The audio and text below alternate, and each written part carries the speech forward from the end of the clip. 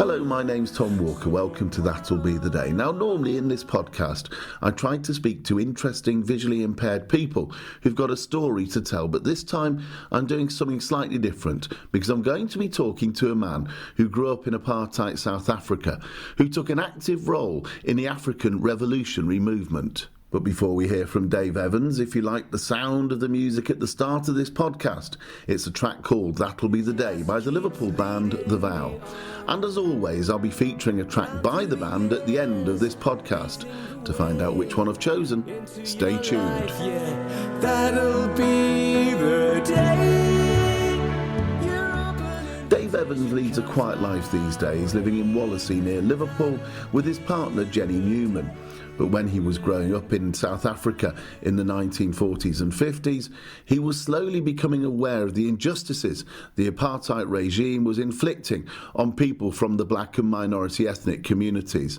This is Dave's story. And with me now in his front room is Dave Evans. Dave, nice to talk to you. Oh, hi. It's great to meet you, Tom. How did you end up here in Wallasey? I met Jenny. She lived here, and I fell for Jenny. That was about 40 years ago. What do you make of the UK? What do you make of the state of the UK these days? Well, it's a troubled country, but what country isn't? You know, and it's been good to me, really. So I take it from that point of view. I don't like the Tories. You know, I have been a member of the Labour Party and now I'm a member of the Greens because Labour seems to me to have moved to the right as well. This may be offensive to a lot of people, but I am a lefty and proud to be. You use the word troubled country there, and of course your country of origin is South Africa. And when you were born in 1935, that was well and truly a troubled country. Indeed. What kind of country were you born into? For people who don't know, what was South Africa like in 1935? In 1935, and the years I was a schoolboy, it was a white-dominated country. The white majority dominated it. And whether it was the United Party or the Afrikaner nationalists, there was still a form of segregation which was unfair to the majority black population. And my sense of growing up was we had a servant and we had a gardener who was later recruited for the mines. And I was very impressed by the gardener, who was a strong guy, you know, and good to the dog. And gradually my views, which were normally kind of racist, you know, shifted. And after school, I became, by which time the Afrikaner nationalists were well embedded. They had come to power in 1948. What do you remember of the nationalists coming to power? Can you remember the election which they presumably won? Sort of, because the disappointment of my parents, who didn't like the idea of an Afrikaner nationalist regime, and so I didn't to begin with, and followed my parents' view.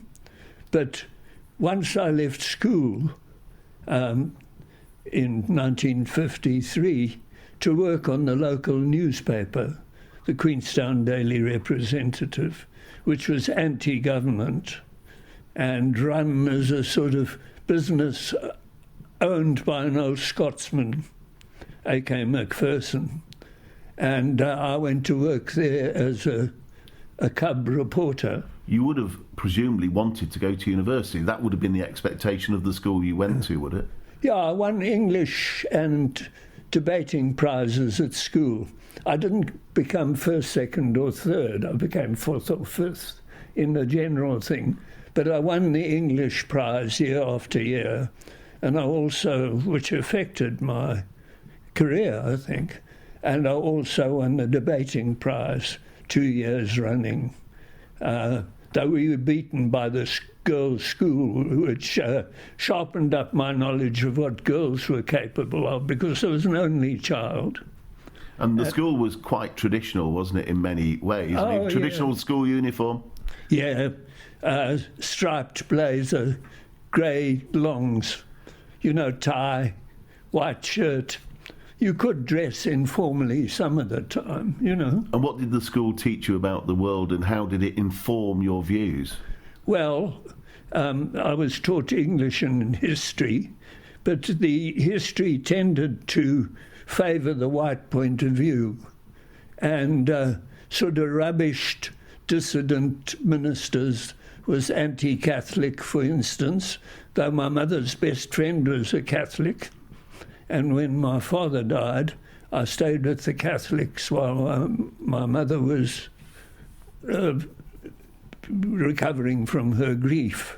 Would it be fair to say that you held mildly racist views while you were at school? Yes. And although we sometimes threw train pillows out of the window onto the track or beside the track, knowing that black South Africans would collect them and get a few coppers for handing them in. So it was a mixed thing. But on leaving school, as I say, I became a reporter, led by the then chief reporter, a guy called Sparks. And Sparks became editor of the influential Rand Daily Mail. And did working as a reporter change your viewpoint? Did it open your eyes? Yes, it did. And things I saw, and as I say, getting into discussions with black people. There were meetings of the ANC in the African township, as it was called, the location. And on one famous occasion, for me, I was going in with two black guys who were going to show me how a housing scheme was failing to work properly because of wet foundations. And the white location superintendent stopped us and said, what were we doing? And I told him. And he said, you're not allowed to go in here. You can't go in here. But I'll give you a lift back to the white township. And I said, well, these two blokes brought me, these black men. Will you give them a lift as well? And he said, no. And I said, in that case, I'll walk. On the staff was a man of colour. And he heard about this. He'd introduced me to those two ANC guys. He was quite militant. And he got hold of that story and he embellished it. And in his version, I'd told the location superintendent, the white superintendent, to get stuffed, which did me good with the ANC, but not with some white people. So I began what was then a slow conversion to first liberal views. I wrote to Alan Paton about his book, for instance. I went to what was then Rhodesia, because I believed the nonsense Sir Roy Wallasey was talking about how liberal they were, and I thought that was better than South Africa, so I'd work there. I worked for the Rhodesia Herald of the time and learnt from black people in Harare, which was Salisbury in those days, that blacks were oppressed there like everywhere else.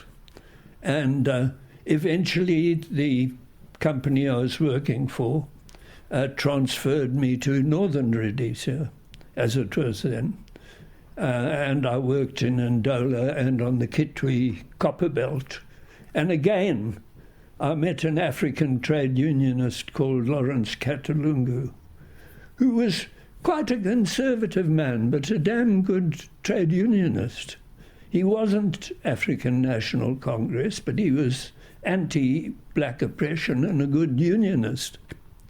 And that changed my views considerably, because I used to get brandy for Lawrence.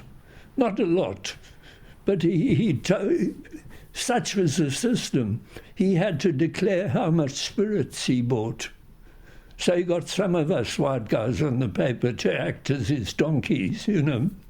And it made for friendships, and then that was going on. So I got kind of accustomed to talking to black people and black lives. And then eventually thought, what the hell am I doing in the Rhodesias, which they were then, when my own country is seething and bubbling, and certain people have been put on treason trial. There was a treason trial of white liberals, black militants and so on going on. And I thought, why don't I get back there? So there was a pretty girl from Life's Complex, isn't it? There was a pretty girl from Natal at the University of Natal, and I fancied her, and she was going back. So in a way, I followed her. So down I went to Durban, and as part of the Argus Company group of papers, and worked for the Natal Daily News as a general reporter. And while I was there, an interesting thing happened. I was sitting, and a guy had given a lift, a black man, Davidson Katsera, who was a Zimbabwean, a black Zimbabwean, also known, his real name was Sotai Katsera, but he passed as Davidson for English-speaking people. And I'd given him a lift down to Durban, where he was at university. He came to see me. I think it was Sotai who came. Anyway, a couple of black guys came in. I was in the reporter's room of the Natal Daily News. And it happened, a member of staff who also happened to be black was passing by with tea, and I asked him to give cups to my black visitors, which he did. And they had, and we chatted away. And they went, it was just amiable stuff. And two of my colleagues, white colleagues, reporting colleagues, came over to me and said, we're going to have to smash those teacups. And I said, what do you mean? He said, well, look, they said, look who drank out of them. And I said, for heaven's sake, cups get washed. And they said, nonetheless, they should be smashed. And then they pushed off, not getting anywhere with me. And there was a kind of horrid silence in the reporter's room. And two guys crossed over to me and said, good for you, with you.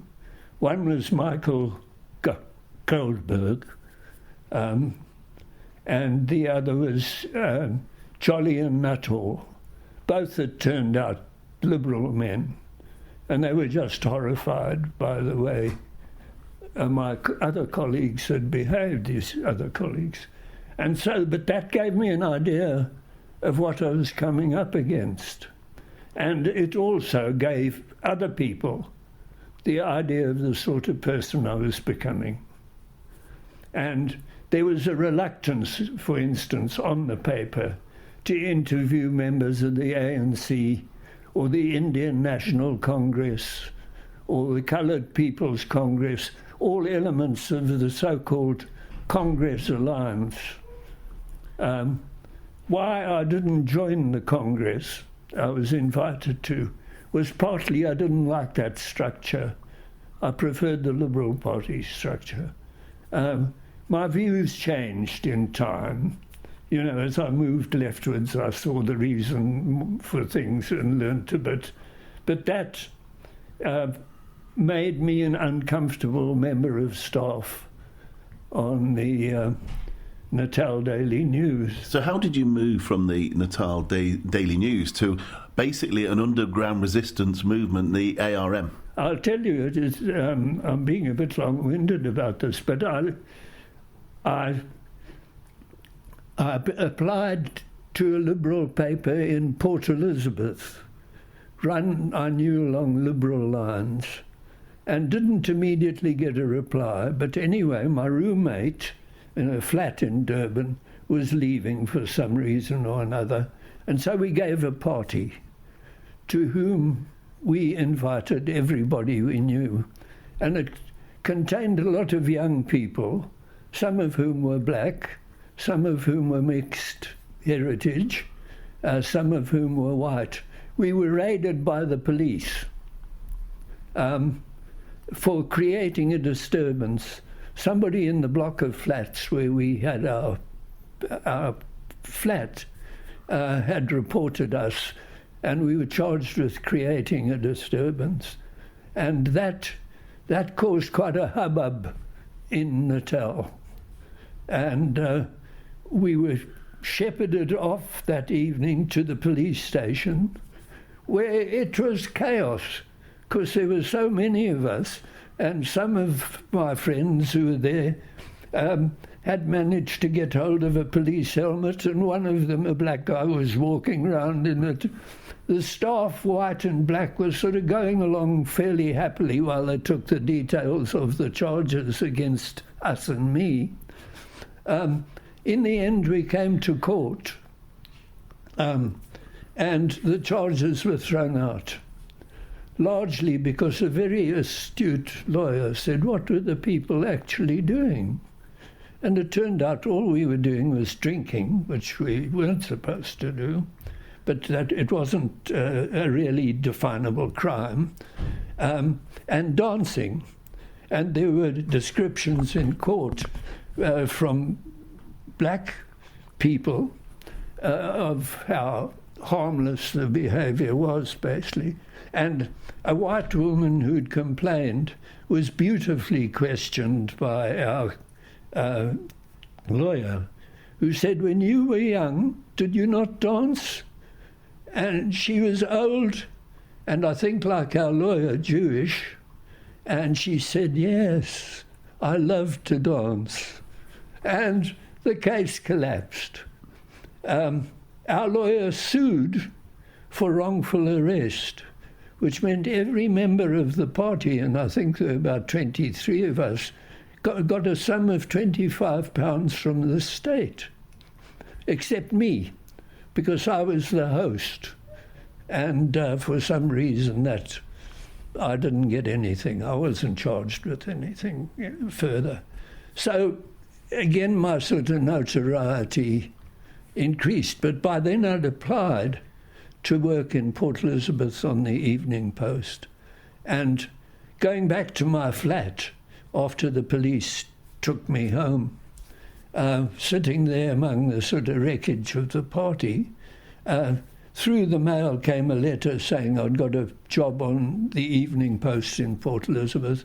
So I went to Port Elizabeth and was a reporter there until Sharpeville, I think, when censorship was applied to newspapers. And I couldn't take it. I did an impulsive and foolish thing of the type I often do. I quit and said I would freelance. I didn't know what the hell I was going to do. But I left and for a while had no job and was wondering what would happen to me. And Alan Payton phoned me from Durban and said, come and work for me doing research on a book I'm writing, which happened to be about an early liberal person. So I worked for Payton for several years in Durban. That enabled me to carry on agitating, being a loudmouth.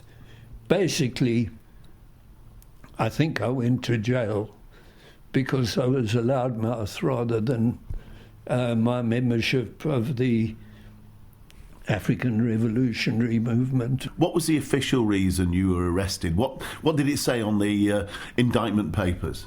I think crimes against the security of the state. But did you actually ever commit a crime against the security of the state? I had possession of dynamite And I was arrested with another man, John Laredo, a liberal academic who also had dynamite. What happened was the organisation which I joined then, which was the African Revolutionary Movement, I think the ARM, was into sabotage, blowing up pylons, not people. They were a damn fool called John Harris put a bomb on a station which blew up before the police could get to it. He said afterwards that he wanted the station disrupted. He didn't want to take life. But in fact, the bomb killed an old lady and scarred her granddaughter, I think. It was a terrible blow to us in the ARM. It was quite contrary to policy, but it made it easier. The police by this time were raiding me quite regularly. So you were guilty by association, effectively? In a way, but also I had dynamite. Which is serious. Yeah. And others, my fellow man, John Laredo, the academic, he had detonators and dynamite. Put the two together, yeah? Yeah, we hadn't used it, but the intention was clear. And so both of us were charged. I think it was crimes against the security of the state, but possession of dynamite and the do-it-yourself sabotage kit featured in the trial. And we both got 5 years, defended very ably by a very good case QC. And his partner was friendly with my then wife. I'd married a woman in Durban during my stay in Durban. And so I got a free defence from this very good barrister. As you were being sentenced, Can you remember what the judge said to you? I can't dwell, the judge had once given me a lift while I was hitchhiking, and I'd also testified at a divorce to which he presided as a friendly witness to the divorced couple and the person they were divorcing from. So he was Justice Kennedy, I think was his name. Whether he recognised me, I don't know. But he gave us 5 years. Was that lenient, do you think, under the circumstances? Yeah, I think so. It was in a way a gift, because in my 5 years in prison, I had no degree, because my mother, who was a widow, hadn't had the money for me to go to university. You've described prison as being a bit like a socialist campus. What did you mean by that?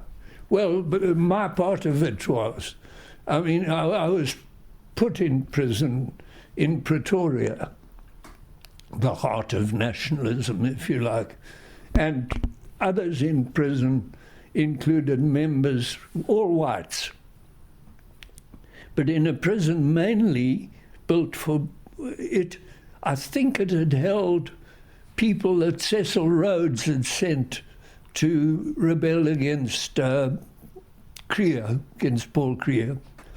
But in there with me were members of the Communist Party, members of the Congress of Democrats, usually lefty, sometimes communist, liberals, people who weren't part of the ANC. I wouldn't join the ANC because I wanted to be a member of the ANC, not of the Congress Alliance. I was not anti-Marxist, but I was a bit anti-communist. How aware in those years? How aware were you at the time of Nelson Mandela, who's obviously the towering figure of anti-apartheid movement? I think I was aware of him because I think at the time I went to prison, which was in 1964. I think he had replaced Luthuli as the leader. So obviously he was a coming figure. And also he was from the Transkei. And I knew that, but I never met him. You met his lieutenant, sir? Some of them, yeah, Moses Mabhida, who I think became Minister of Defence later, and others, young people.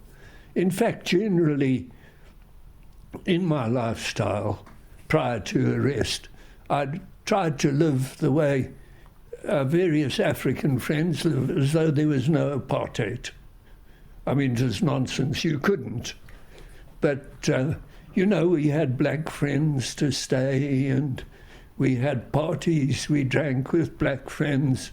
We went into the veld near the river with wine, and so a lot of people did that sort of thing. While you were in prison, you did a degree, Yeah. which you hadn't been able to do when you left school. What was it like generally in prison? Were you treated well, or was it quite harsh? It was quite harsh in a way. They were very slow to promote us to, you know, there was a grading system. When you first came in, you weren't allowed smokes, you weren't allowed a newspaper. That sort of thing continued with us for a long time. That must have been quite difficult for somebody like you. Yeah, and for the warders in the main were sort of all right. They were hostile, one of them, the chief warder, Barney John Dupree, was somebody we didn't like at all. And he was heard saying to a friend in an Afrikaans conversation, overheard by one of us, he was asked if he, het jy hulle gery, did you ride them? Meaning us, meaning the politicals. And he said, yeah. So we knew from that, we knew anyway that he didn't like us. But he stuck to the letter of the law. It was bearable. Did you have freedom Not all warders were horrible. Did you have freedom of association with other prisoners, or were you restricted in that regard? I was restricted to my fellow politicals. I mean, we were known as a political group. At one time, during my 5 years, we were transferred from Pretoria Local Prison to Pretoria Central and mixed with the others, with common law prisoners. Eventually, I think after about 11 months, they took us back to Pretoria Local, where they'd built a special section for us. Were they concerned that you would convert the other prisoners to your way of thinking, in the same way as Nelson Mandela did with his prison guards on Robben Island? That's right. They feared that. And so the thing of going to Pretoria Central was rare, and it was only while they were building a special part of Pretoria Local Prison for us. But we were meant to be kept away from other prisoners. It so happened that I witnessed an attack by a warder on a black prisoner, which was, I saw through a gate, what he was doing, which was knock the guy to the ground. Just playfully, you know, wham, hit him. Knocked him over. And one of us, Harold Strachan, leaving prison, gave a report to the newspaper about which included that incident. So I was called to give evidence, which the magistrate heard, because Jock was charged with perjury, I think. The magistrate said my evidence was faultless, but I was politically motivated, so he had to reject it. And Jock came back to prison for perjury, treated as a hero by a lot of common law white prisoners, because he exposed conditions. An interesting man, Jock Strachan, dead now. So when you left prison, what was life like for you then in South Africa? Were you able to work? Were you able to carry on with your life as normal? I should say that even before I went to prison, which was 1964, as I recall, in 63, I was handed a banning order under the Suppression of Communism Act. I was a critic of communism, and that banning order wouldn't allow me to write publicly, speak at public meetings, or leave my residential area. So it was a kind of confinement order. I could live with my partner, I was married, and I could meet one person at a time, often in a park, but often watched by the special branch. So when I came out, all that still held true. I wouldn't be able to write or work in my job. I'd been a newspaper man and for a while a copywriter in an advertising agency. But I wasn't going to get a job. So my wife and I came to Britain, where my wife's brother, who was also a liberal sort of guy, had been at St. Catherine's College in Oxford. So St. Catherine's accepted me for a second degree. How easy was it for you to get out of South Africa? Did you have to battle for that, or were they just glad to see the back of it? It was an exit permit which said I couldn't return. That, of course, fell away when official apartheid ended. But for years I couldn't return. I'd have been arrested. When you left South Africa in around 1970, did you have any grounds for hope or optimism, or were you still very, very depressed over the way the country was moving? I was in some ways depressed. It was very slow, but I believed. I never ceased to believe that apartheid would collapse. And actually black friends, and Jordan and Gabani, who's a prominent liberal black, said apartheid will collapse when whites recognise the disaster facing them. And I believed that would happen in time because the struggle would continue. And when I came to England, I spoke at quite a few meetings against apartheid. Are there any parallels between what was happening in South Africa and what's happening in Israel-Palestine at the moment? Well, South Africa is clearly drawing those parallels. For me, it's a very difficult thing because I can see the sides.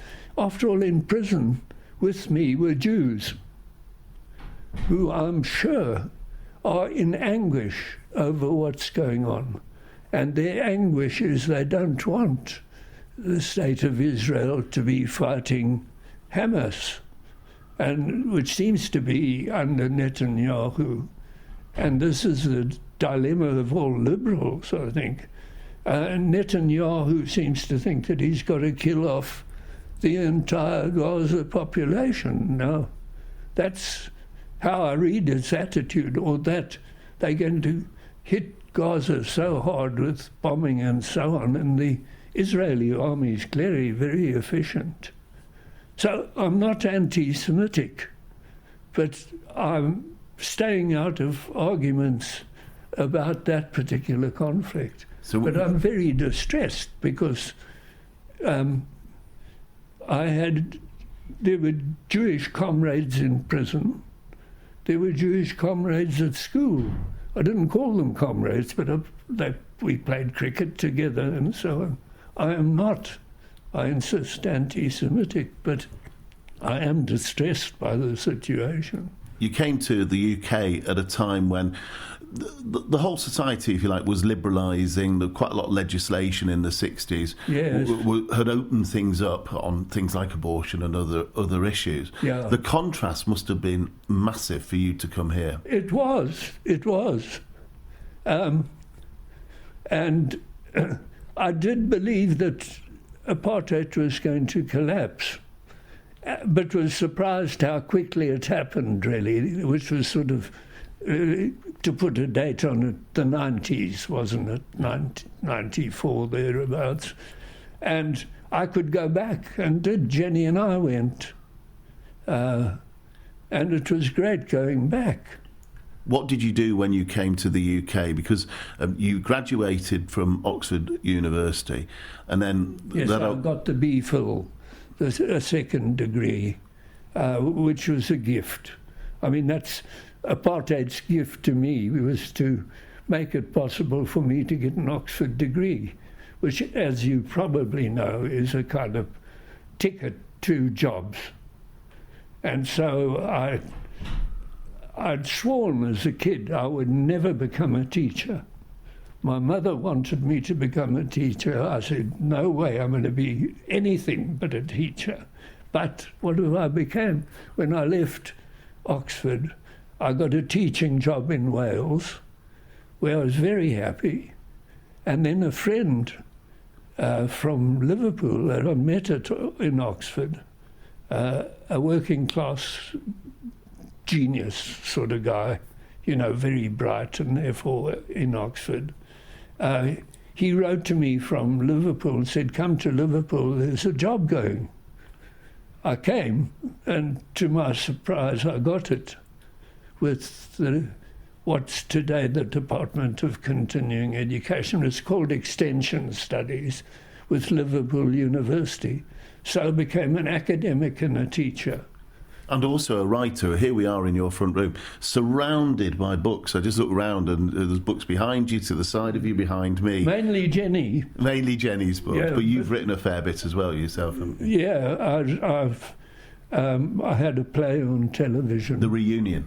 The Reunion, and I had a play on Beneath Olympus, was on stage, and quite popular in Liverpool. The Reunion was also on stage in Liverpool. And there are hundreds of short stories as well, aren't there? Yeah, a publisher has published a lot of my short stories. And to what extent do they draw on your experiences in South Africa and then subsequently The stories are varied. I'll give you a copy. Oh, right, that would be good. Yeah. Well, I've seen a couple of them, which is why I asked you that. Yeah. I also wrote a novel. I'd like to write more, but I haven't. Jenny's Jenny's into her third. I don't know if she's mentioned that. She hasn't, but I did know that Jenny's also a writer. She's published too. She's a better writer, let it be said. But I've been very lucky, though I feel I've underachieved as a writer. And, even though I'm nearly 90, I'm going to write a bit more yet. Do you find it hard to knuckle down as a writer? I am at the moment, and I was working in collaboration. I'm not a good collaborator with a friend who died, you know. And we were writing a television series, we thought. And I've still got that to look at and a whole lot of half pieces.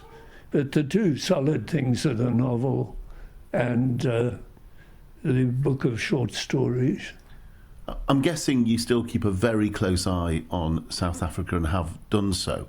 When Nelson Mandela was released from prison, how did you feel about that? I imagine you must have been absolutely overjoyed. Great. I became a great admirer of him. How do you feel he ran South Africa as president? I thought he was good. I don't know about he had a lot of good lieutenants who were competent and brave and so on, Walter Sisulu and others that I met. And in Durban, I knew quite a few they're not names, but they were very hard-working members for the African National Congress or the Indian Congress and so on. So I was delighted that there was this lineage, literally, to Mandela. I'm sorry I never met Mandela. I could have, but there was no particular reason to. When you think of his obvious and very conspicuous lack of bitterness over having been kept in prison for 27 years, I mean, did that lack of bitterness surprise you in any way? Yeah, I met a South African friend when I went back, who was by no means a liberal, but not illiberal either. He met Mandela in a lift, and they got chatting in Xhosa, because my white friend spoke Xhosa, the African. It's very like Zulu, and they spoke in Xhosa and English, and he was ravished, really. And Mandela had such grace when he was here in England, and Adelaide Haynes, I don't know if you've heard of her. You've heard of Haynes, Lord Haynes. Yes, yeah. His mother was very active in liberal politics. Mandela was going through London and heard that Adelaide was in hospital. He went to see her because he remembered what she'd done in Pretoria, going to hearings of Africans caught and convicted under the past laws. Of course, Peter Hain was a very prominent anti-apartheid campaigner himself. He was, yeah. He's built his reputation on that, yeah. Yeah. When you think he's of Lord Hain now. Lord Hain, he's important now. Yeah, absolutely. Yeah. When you think back on Nelson Mandela, what do you think his legacy will be for South Africa and for the wider world? I think he did a lot. Grace under pressure, grace, friendliness, willing to see that the struggle not as just to liberate black people, but where black and white could live together in amity and, goodwill. I think that's his heritage and his legend, really. There's been some acrimony within the ANC since he stepped down as president and sadly died. Do you feel that in any way he could have left the party in a stronger position? Hard to tell. I think, he was a human being, and, I'm sure there were shortcomings. I mean, he was going around a lot, publicising South Africa and so on. He couldn't do everything. And I'm not sure that, I really don't know. I hesitate, as you can see, to criticise the old guy, but I'm sure he left something to assistants which weren't really properly done, And when you look but that's true of practically every leader, isn't it? I mean, he's almost perfect, though, isn't he? Oh, yeah, almost. Yeah. And certainly, he now that he's no longer with us, of course, the reputation is there. I mean, I've always regarded Mandela as being the greatest living person that I'm aware of. Yeah, that's not a bad judgment. I would go along with. I don't know the others, but I know very impressive, and I admired his thing. He could, he carried out that thing. If you can walk with crowds nor lose your virtue, that's Kipling, isn't it? If you can talk with kings nor lose the common touch, and it goes on and on. Yeah. And you're a man, my son. And he lived out that bit of Kipling, I think, although Kipling was an old imperialist. Could I just ask you about the current state of South Africa? How well do you think Cyril Ramaphosa's doing as president, and what direction's the country going in now? I think he's battling. I think unfinished business is surfacing, and it's a hard one. I would say South Africa is a bit troubled now, and that Ramaphosa's facing difficulties. I don't know him personally, never met him, but he's clearly a clever man. He worked for a big business at one point. He's quite well-to-do. But there are tensions there. But South Africa will, I believe, it will muddle through. But it muddle's going to be right, I think. Do those tensions amount to nothing more than teething difficulties, or are there genuine intercommunal problems in the country? I think intercommunal ones can always surface, But I think the main problem is there's some corruption, obviously. And those, of course, get fed into kind of tribal difficulties. But I think South Africa will pull through. I believe it. I have to believe it. And just finally, when you look back on your life and think of all the things you've been through, all the things you've done, what are you most proud of? I think I've been fortunate and lucky to live through a very interesting period of history, and South Africa's history particularly. I'm proud of the novel, I'm proud of the plays, I'm proud of the short stories. I feel I've underachieved, though. What have you learnt about yourself? I'm inclined to let things slide a bit.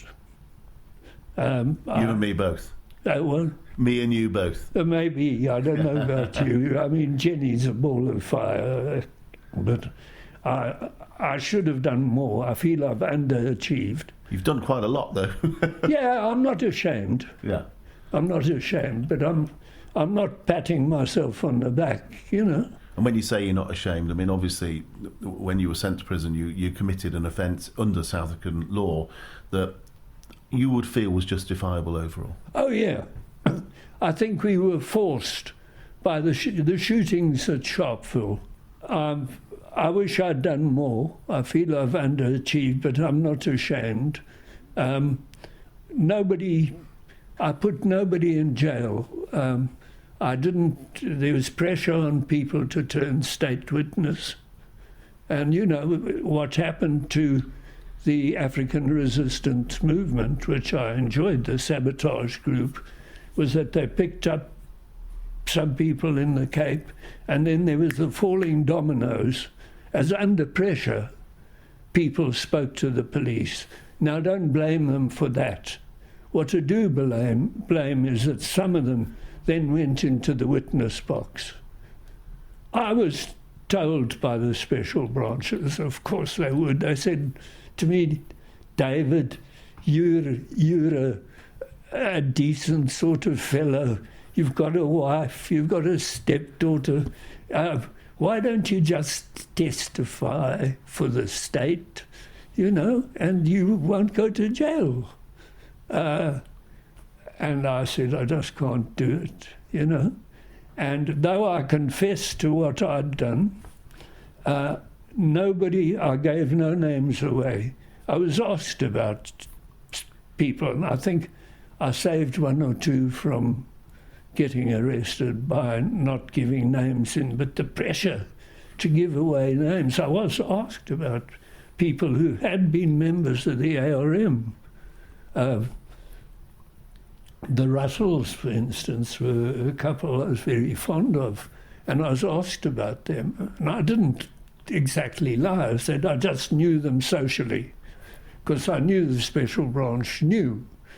But I didn't say they were members of the ARM. Thanks very much then to Dave for his time and wonderful stories. And thanks also to Dave's partner Jenny for the cake. It was amazing. OK, to the business end of the podcast. Which track have I chosen by The Vow? Well, it's this one, Free the World.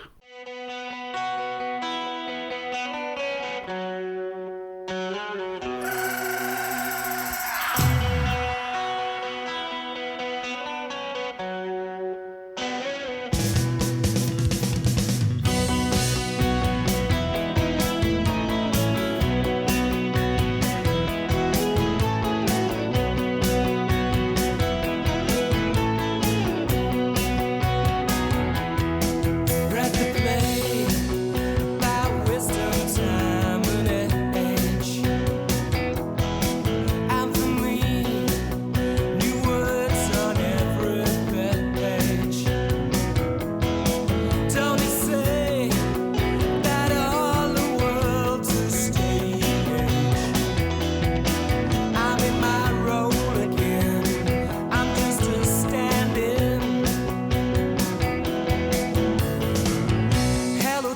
tedium, my old friend. We've been together since I don't know when. Brought me nothing but bad luck, babe. I want something, I want to free the world. Free the world. Free the world. Oh, besides the gender, creed, and race, who decides who gets the pretty face? Here she comes, the golden girl in case. Here am I again, a blue-eyed boy. I got something to say in my defense, 'cause that's my forte, pastime, past tense. Brought me nothing but bad luck, babe. You say no, I say so, let's go.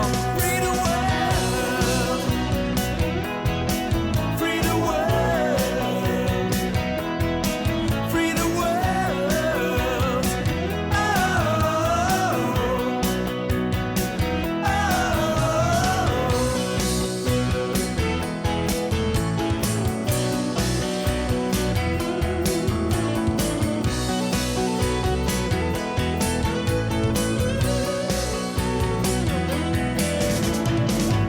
hello, tedium, my old friend. We'll be together till the end. Brought me nothing but bad luck, you know that.